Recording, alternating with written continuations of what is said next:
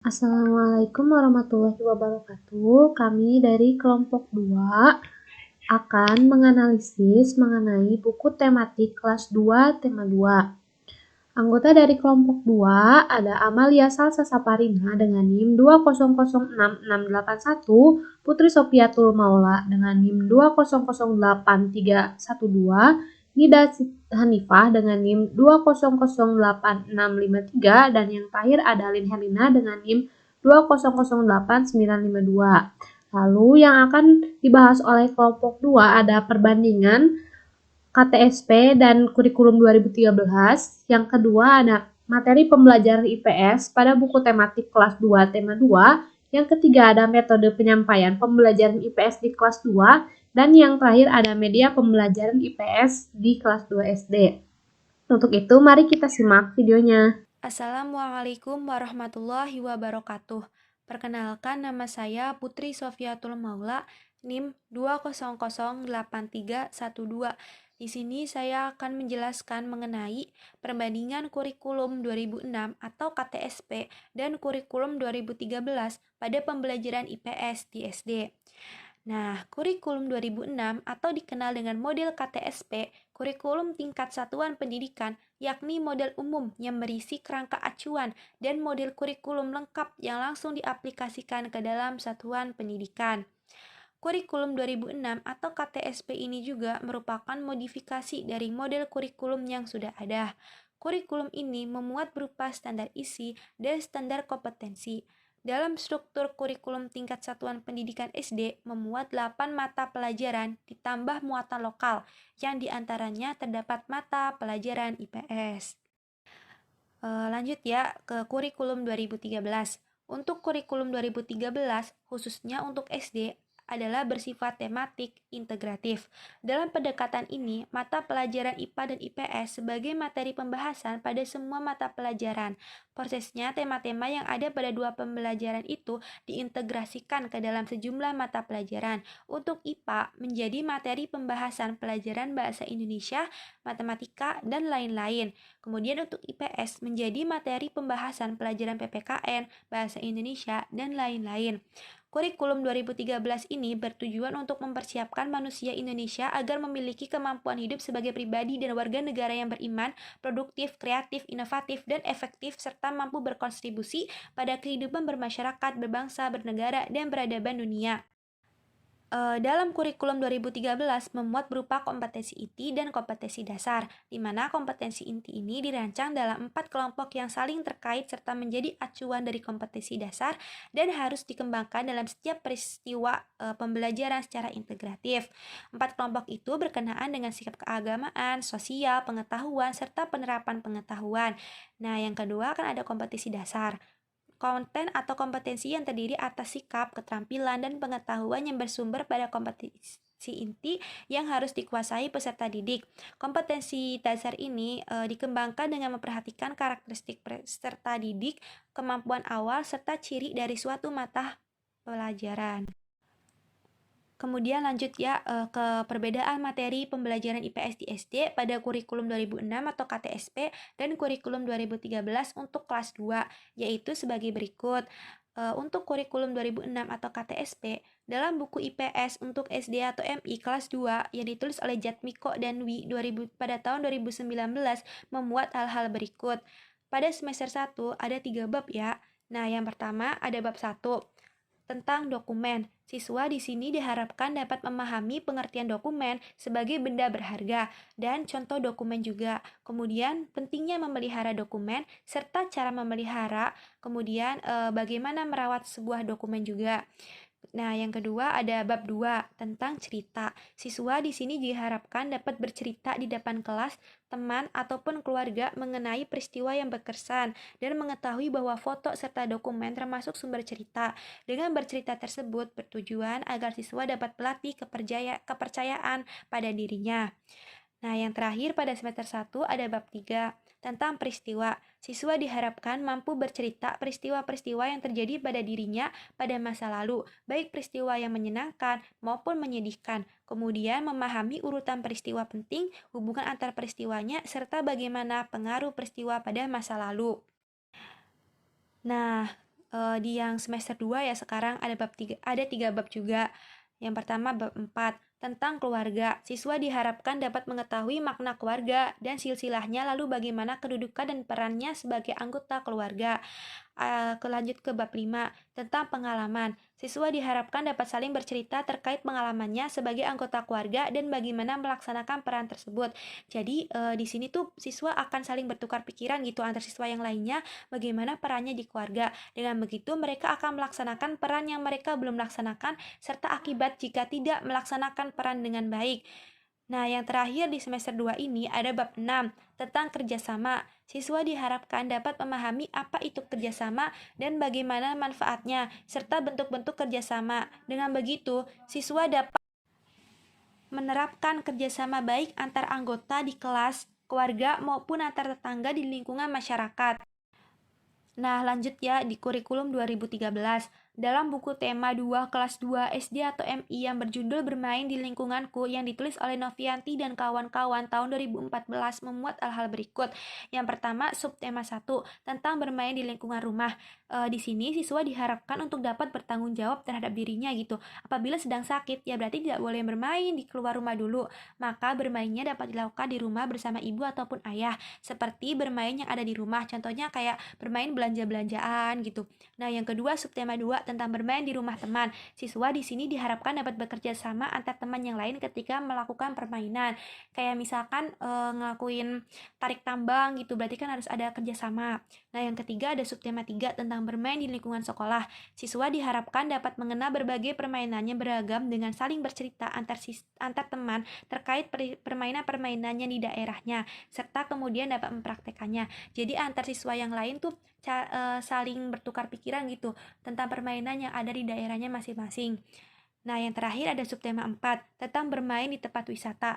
Ketika siswa bermain di tempat wisata dan didampingi oleh guru tentunya, diharapkan siswa dapat bermain sambil tak lupa untuk belajar di tempat wisata tersebut. Demikian yang dapat saya sampaikan, kurang lebihnya saya mohon maaf. Wabillahi taufiq wal hidayah. Wassalamualaikum warahmatullahi wabarakatuh. Selanjutnya akan disampaikan oleh rekan saya. Assalamualaikum warahmatullahi wabarakatuh. Saya Amalia Sasa Saparina dengan NIM 2006681 akan menjelaskan mengenai materi pembelajaran IPS dalam buku SD kelas 2 tema 2 berjudul Bermain di Lingkunganku. Terdapat 4 subtema yang masing-masing subtemanya terdiri dari 6 pembelajaran. Subtema 1, bermain di lingkungan rumah. Pelajaran yang terkandung ialah IPS, Bahasa Indonesia, Matematika, Seni, IPA, dan Olahraga. Pada pembelajaran subtema ini, siswa diajarkan mengenai permainan kegemaran yang bisa dilakukan di rumah, contohnya menggambar. Selain itu, siswa diajarkan untuk menghibur keluarganya yang sedang sakit. Siswa juga diajarkan tentang menolong orang tua, khususnya ibu, contohnya dalam membuat cincau. Siswa juga diharapkan dapat merasakan perasaan orang lain, berbuat baik, dan dapat bekerja sama dengan yang lain, serta dapat mengetahui sikap bersatu dalam keberagaman.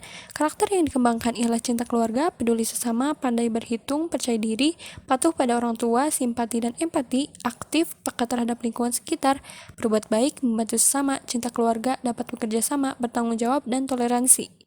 Subtema 2, bermain di rumah teman. Pelajaran yang terkandung ialah IPS, Bahasa Indonesia, Matematika, Seni, IPA, dan Olahraga. Pada subtema ini pembelajarannya ialah siswa diajarkan untuk bertingkah laku yang baik ketika berkunjung ke rumah teman. Siswa juga diajarkan untuk bisa bekerja sama, kompak, dan tetap rukun dalam melakukan sebuah permainan, yaitu bermain benteng-bentengan. Selain itu, diajarkan pula untuk bisa mengetahui letak suatu tempat dan dapat mengarahkannya pada orang lain. Karakter yang dikembangkan ialah berperilaku baik, pandai bekerja sama, rukun antar sesama, pandai menghitung, berkomunikasi dengan baik, senang membantu, kreatif, aktif, dan kompak. Subtema 3, bermain di lingkungan sekolah. Pelajaran yang terkandung ialah IPS, Bahasa Indonesia, Matematika, Seni, dan Olahraga. Pada subtema 3, pembelajaran IPS itu ialah siswa diajarkan bermain permainan tradisional dari daerah masing-masing, diantaranya permainan kayu malele yang berasal dari Papua dan permainan pecah piring dari Sumatera Barat. Siswa juga diajarkan untuk dapat menyanyikan lagu Gundul Pacul yang berasal dari Jawa Tengah. Selain itu, siswa diajarkan untuk melakukan tugasnya masing-masing dengan baik, seperti tugas piket.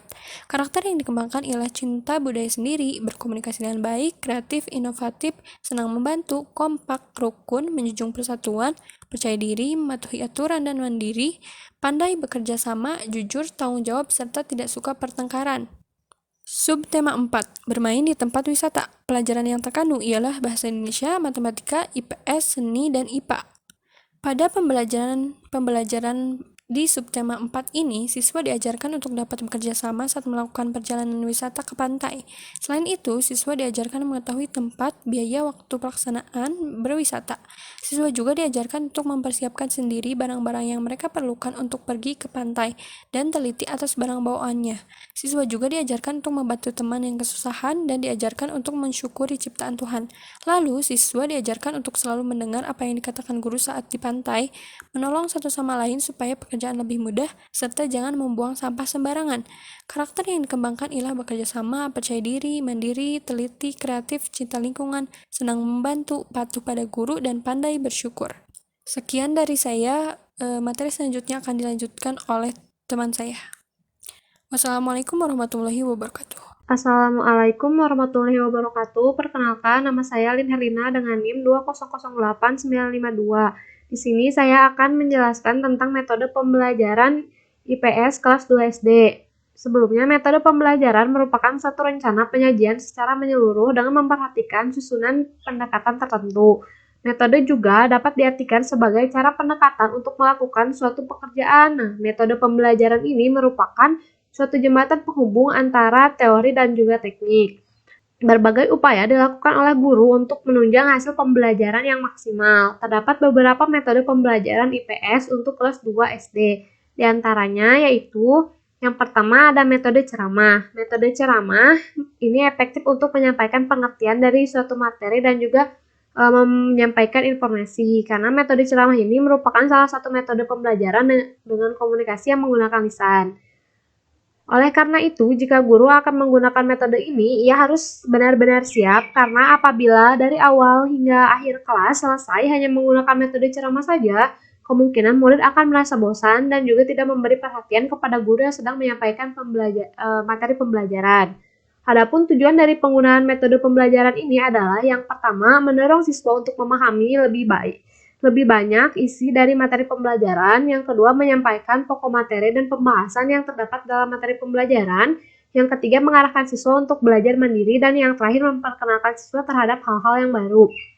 Lalu yang kedua ada metode diskusi. Metode diskusi ini adalah penyampaian bahan ajar di mana medianya merupakan suatu permasalahan yang akan diselesaikan secara bersama-sama. Diskusi kelompok ini merupakan pengumpulan informasi dan pemecahan masalah tertentu. Pendapat peserta didik dan interaksi sesama murid melalui metode diskusi ini, guru dapat mengetahui pemahaman yang dimiliki oleh anak terhadap suatu materi. Nah, tujuan dari metode diskusi ini adalah untuk mengembangkan keterampilan berkomunikasi, bertanya, menafsirkan, dan juga menyimpulkan. Lalu mengembangkan sikap positif, mengembangkan kemampuan problem solving, dan yang terakhir mengembangkan anak untuk peka terhadap isu-isu kontroversial. Lalu yang ketiga ada metode tanya jawab. Metode tanya jawab merupakan cara penyampaian materi pembelajaran melalui pertanyaan-pertanyaan yang harus dijawab oleh siswa. Nah, tanya jawab ini dijadikan menyampaikan materi pembelajaran dengan guru memberikan pertanyaan kepada siswa.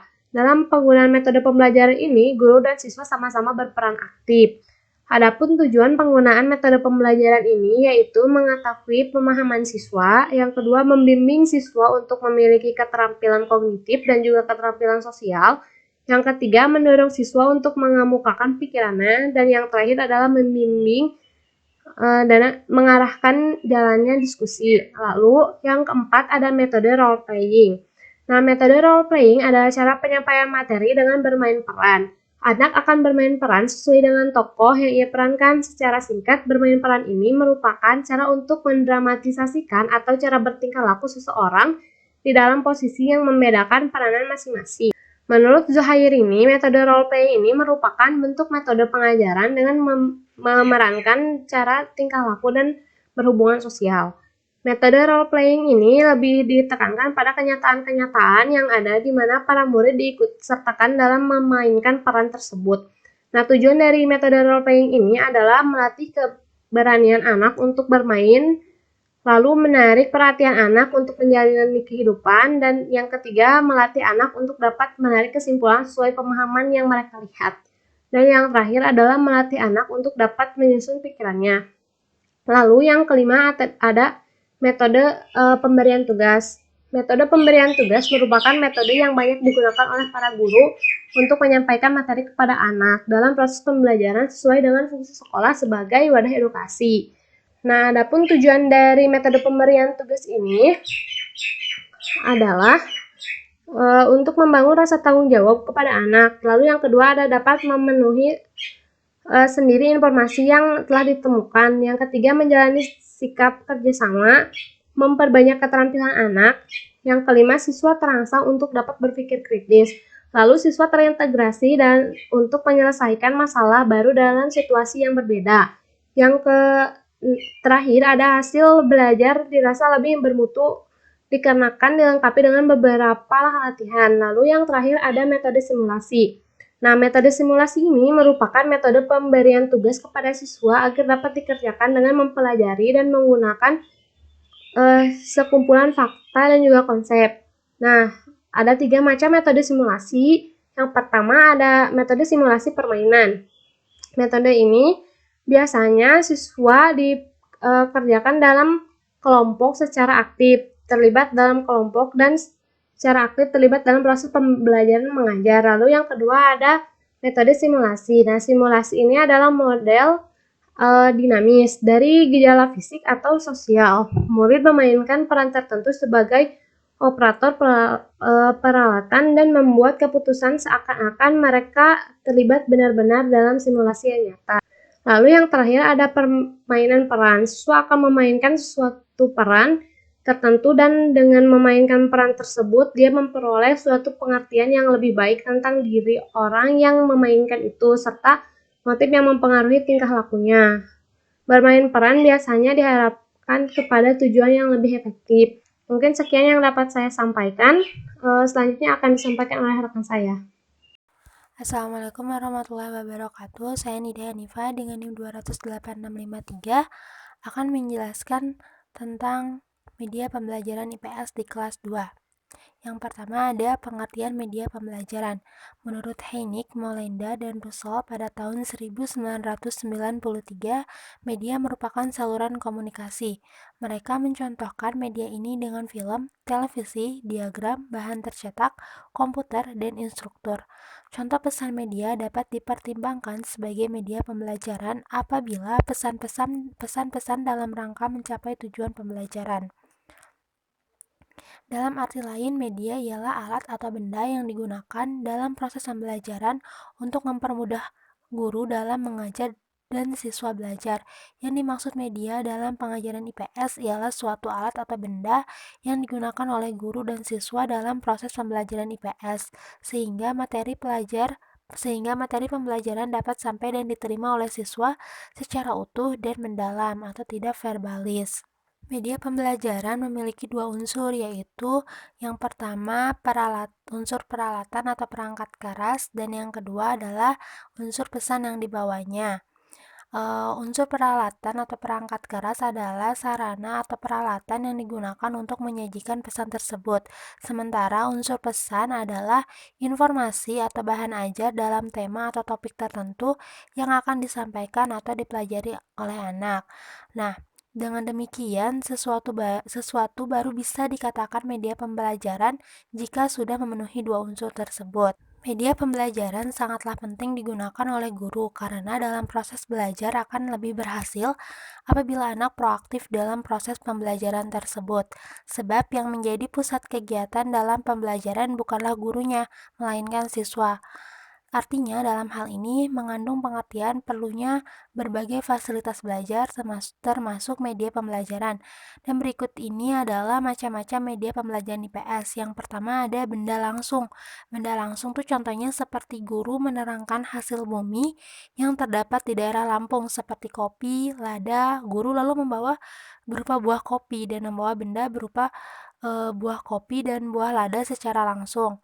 Nah, lalu yang kedua ada benda tidak langsung. Nah, contohnya itu adalah menerangkan tentang rotasi atau putaran bumi. Maka guru membawa globe karena globe adalah benda tiruan dari bola bumi, gambar, peta, poster, dan sebagainya. Nah, media pengajaran yang tidak langsung juga dibagi menjadi 3 macam. Yang pertama ada media 2 dimensi, contohnya seperti gambar peta. Lalu yang kedua ada media 3 dimensi, contohnya seperti globe. Dan yang ketiga ada media yang diproyeksikan, contohnya film, slide, OHP, televisi, dan film strip. Nah, jika dilihat dari fungsinya, media pengajaran juga dapat dibagi lagi menjadi 4, yaitu yang pertama media visual, contohnya seperti gambar, poster, dan diagram. Lalu media audio, contohnya seperti tape recorder dan radio. Yang ketiga media audiovisual, contohnya seperti televisi dan film bersuara. Dan yang terakhir media cetak, contohnya seperti buku, buletin, majalah, surat kabar, dan lain-lain. Nah, dalam memilih suatu media pengajaran harusnya memenuhi kriteria sebagai berikut. Contoh yang pertama, media yang digunakan dalam pengajaran IPS harus dapat mencapai tujuan pelajaran secara efektif. Lalu yang kedua, media yang digunakan dapat mendorong dan mengembangkan kemampuan berpikir kritis bagi siswa. Dan yang ketiga, media yang digunakan dapat melayani kebutuhan dan kemampuan siswa yang berbeda-beda. Yang keempat, media yang digunakan tidak karena alat itu biasa atau canggih, melainkan kebermaknaannya dalam proses pembelajaran. Yang kelima, media yang digunakan tidak benar-benar bisa dioperasikan oleh guru. Lalu yang terakhir, media yang digunakan hendaklah mudah untuk diperoleh dan murah harganya setidaknya sesuai dengan kemampuan sekolah untuk mengadakannya. Sekian dari kelompok kami. Mohon maaf apabila masih banyak kekurangan. Wassalamualaikum warahmatullahi wabarakatuh.